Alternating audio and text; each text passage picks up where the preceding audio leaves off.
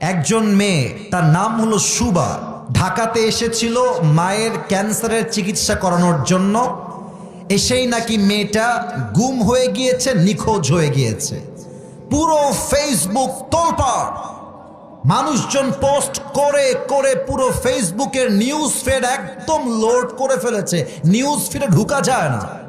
মেয়েটা নিখোঁজ, গুম হয়ে গেছে। আজকের টাটকা নিউজ আমি পড়ে আসলাম, মেয়েটা আসলে নিখোঁজ হয়ে যায় নাই, বয়ফ্রেন্ডের হাত ধরে পালিয়ে গিয়েছিল। নাউজুবিল্লাহ পড়বেন না আপনারা সবাই? আচ্ছা, আপনি একটা জিনিস ভাবেন, এই মেয়েটা নিউজ হয়েছে, এই মেয়েটা নিখোঁজ হয়ে গিয়েছে। আমরা সবাই ভালোবাসার থেকে, দায়িত্ব থেকে পোস্ট করেছি। আজকে কি বের হলো যে মেয়েটা তার বয়ফ্রেন্ডের হাত ধরে পালিয়ে গিয়েছে। এর দ্বারা আমাদের সমাজে ব্যাড ইফেক্ট কি পড়বে? আগামীতে একজন মেয়ে সত্যিকার অর্থেই গুম হয়ে যাবে, ধর্ষণের শিকার হয়ে, হত্যার শিকার হয়ে যাবে।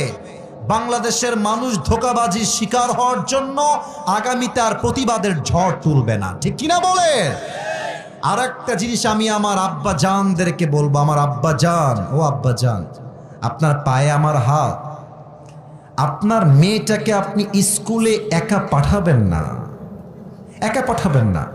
ওর বয়স 7-এ পড়ে, 8-এ পড়ে, ওর বয়স সর্বোচ্চ কত হবে? 12, 11 বা 13 সর্বোচ্চ বললাম।